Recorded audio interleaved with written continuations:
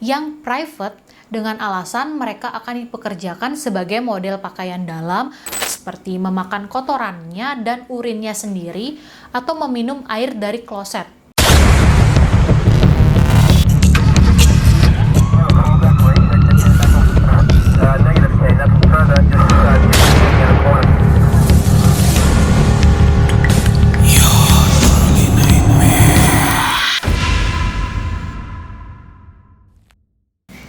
Hai guys, selamat datang di channel aku Your Truly Nightmare. Bersama aku Eni Aprilia yang akan menemani kalian untuk membahas semua misteri yang ada di dunia ini yang akan kita kumpas tuntas di channel ini. Di konten sebelumnya, aku pernah menyebutkan kasus Ente Harum dan mungkin belum banyak dari kalian yang tahu tentang apa sih kasusnya.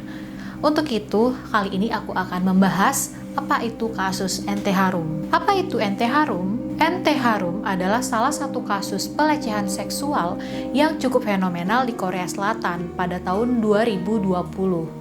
Puluhan perempuan termasuk yang di bawah umur menjadi korban pelecehan dengan kekerasan ini. Seperti dikutip dari Korea Herald, setidaknya ada 74 orang yang menjadi korban pelecehan seksual. Jumlah ini termasuk 16 gadis di bawah umur. Pelaku utama dari kejahatan pelecehan seksual ini adalah pria yang berumur 24 tahun bernama Cho Joo Bin. Nah, bagaimana modus pelaku dalam memperdaya mangsa-mangsanya dan kenapa bisa kasus ini meluap ke permukaan? Kita akan bahas sekarang, tapi sebelum itu aku mau kalian klik subscribe di bawah ini dan bantu juga nyalakan lonceng notifikasinya agar saat aku membahas kasus-kasus baru, jadi kalian orang pertama yang dapat notifikasinya. Lalu, kalau ada dari kalian yang punya kasus menarik yang kalian ingin aku bahas, kalian bisa banget beritahu aku di kolom komentar di bawah. Sebagai apresiasi, aku akan mencantumkan komentar kalian di video aku. Oke, nggak usah berlama-lama, langsung aja kita mulai kasusnya. Ente Harum atau yang biasa disebut ruang chat nomor N adalah ruang chat atau sebuah grup yang terdapat pada aplikasi Telegram. Sebenarnya aplikasi ini sama dengan aplikasi WhatsApp, BBM, dan sejenisnya.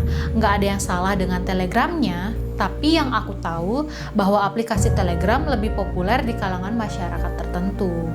Karena aplikasi Telegram tidak akan memberikan data-data pribadi kita kepada siapapun seperti yang biasa terjadi pada aplikasi lain. Contohnya, pada WhatsApp yang sudah dibeli oleh Facebook. Dan kalian mungkin sudah tahu ya, kasus yang beredar belakangan ini, kalau Facebook itu sempat beberapa kali mendapat masalah terkait user privacy dan sempat beberapa kali dituntut. Senator, I do think that we made mistakes because of that, but the broadest mistakes that we made here are not taking a broad enough view of our responsibility. And that wasn't a matter... Akan tetapi, aplikasi seperti Telegram ini yang tidak akan membocorkan data-data rahasia usernya kepada siapapun juga memiliki kekurangannya juga. Karena bagaimanapun, jika ada sesuatu kejahatan yang direncanakan dalam grup Telegram, tidak akan mudah ketahuan oleh siapapun, bahkan oleh pemerintah atau badan intelijen negara sekalipun. Sehingga banyak ruang-ruang chat yang benar-benar terjaga dan sangat aman dalam tanda kutip. Nah, bagaimana bisa Ente Harum menjadi terkait dengan aplikasi Telegram? Dalam aplikasi Telegram ini ada sebuah grup dari grup 1 sampai 8 yang dimiliki oleh user yang bernama Gat. Yang konten-konten di dalam grupnya itu berisi foto-foto atau video yang termasuk vulgar atau bisa dibilang tidak pantas lah, seperti foto-foto telanjang, video-video yang atau sejenisnya. Nah, bagaimana cara user Gat bisa mendapatkan foto-foto tersebut? Jadi, ternyata user Gat ini mendapatkan foto-foto tersebut dari aplikasi Twitter, di mana ada sebuah hashtag yang bernama ILTALGYE atau ILTAL ini. yang berarti keluar dari kebiasaan atau kata lainnya keluar dari rutinitas. Nah, banyak nih dari orang di Twitter ia mengunggah foto-foto bagian private dari dirinya atau foto-foto tidak senonoh dengan memberi hashtag ini. Nah, user GatGat ini memanfaatkan user-user Twitter seperti itu. Awalnya user GatGat ini akan berusaha menghubungi atau mendekati orang-orang itu dan berpura-pura menjadi polisi atau dari pihak penegak hukum. Lalu mereka diancam untuk dihukum karena telah menyebarkan foto-foto yang tidak senonoh. Selanjutnya, user GatGat akan memberikan sebuah link kepada targetnya untuk nantinya diklik untuk registrasi. Ya mereka toh akan menurut saja karena mereka tahu kalau diri mereka salah. Jadi mereka yang takut dihukum pasti akan berusaha mengikuti prosedur yang ada. Intinya, kalau orang salah pasti nurut-nurut aja lah, apalagi yang menghubungi mereka kan adalah polisi. Tetapi yang tidak diketahui oleh mangsa-mangsa ini adalah bahwa link tersebut sebenarnya adalah jebakan yang sengaja disiapkan untuk mereka. Jadi jika mereka mengklik link tersebut dan meregistrasi dirinya, data-data kontak, foto, data semua yang ada di laptop, komputer, atau handphone, mereka itu akan bisa diakses secara langsung oleh user GatGat ini. Maka setelah ia mendapatkan data-data pribadi milik si korban, ia langsung menggunakannya untuk mengancam korban tersebut untuk mengirimkan foto-foto atau video tidak senonoh lainnya yang mereka punya, dan konten-konten tersebut diuploadnya atau disebarkannya melalui grup chat dari 1-8 yang ada di Telegram itu. Nah, dibuatnya grup chat dari 1-8 itu bukan tanpa tujuan. Jadi tujuannya adalah sebagai tingkatan-tingkatan harga dalam menikmati konten-konten dari grup GatGat. Nah, jadi contohnya seperti ini. Misalkan di grup 1 itu memberikan info atau foto dan data diri orang tersebut atau korban lah kata lainnya. Seperti trailer agar bisa dipilih oleh orang-orang yang ada di grup Telegram tersebut. Dan untuk selanjutnya nanti di grup 2-8 adalah urutan atau level yang harus dibayarkan oleh penikmat dari grup Telegram tersebut agar bisa menikmati konten-konten dari grup 1. Jadi intinya kita harus bayar untuk masuk ke grup 2 atau grup-grup selanjutnya yang tentunya dari setiap level itu berisi konten yang lebih dan kita harus membayar sesuai dengan level grup tersebut. Jadi dari 2-8 harganya itu biasanya semakin mahal.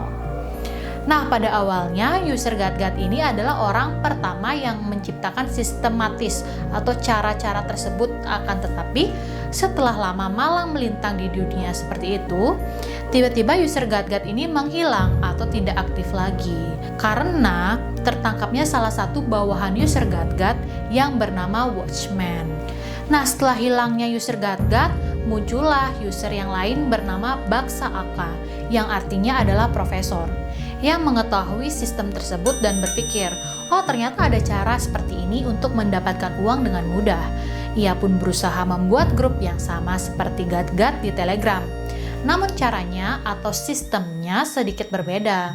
Baksa Aka menjebak korbannya dengan menyebarkan iklan-iklan seperti lowongan pekerjaan dengan gaji yang lumayan banyak atau terkadang tidak masuk akal.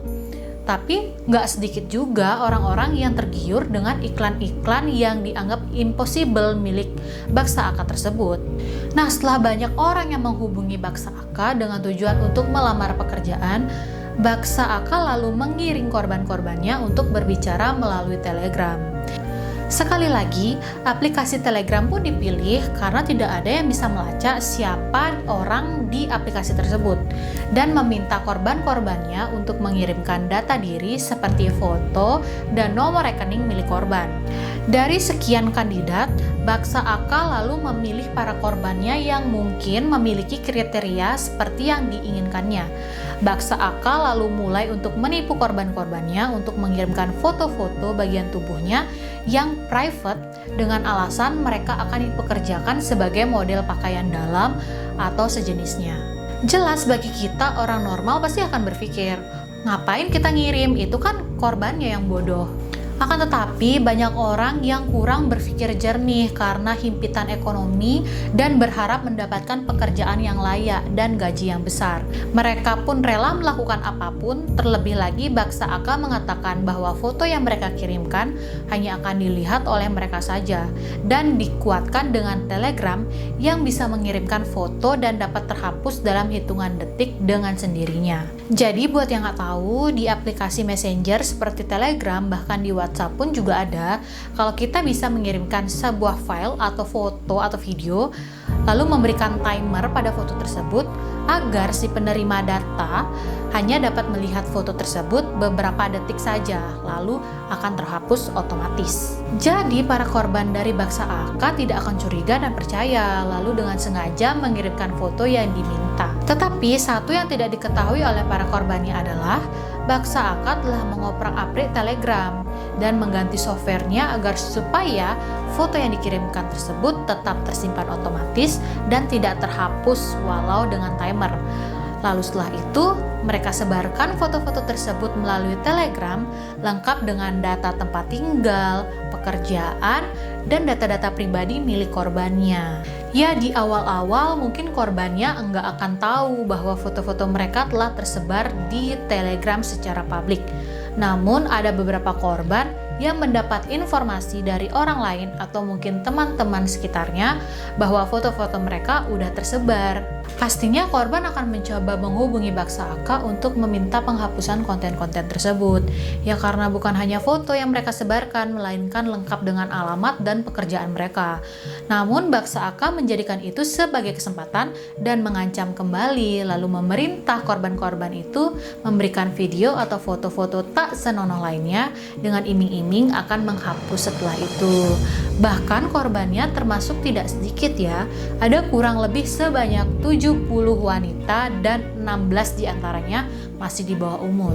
Kebayang gak sih kalau kita sebagai korbannya pasti benar-benar was-was dan takut banget dong kalau sampai ada keluarga atau kerabat yang melihat foto-foto tersebut.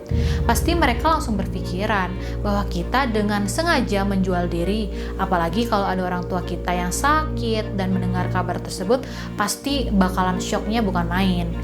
Jadi kalau teman-teman nggak ngerti, mungkin caranya sama seperti user GatGat. Setiap grup memiliki level dan harga tertentu. Bahkan ada harga spesial agar para penikmat bisa join live chat. Lalu tujuannya apa?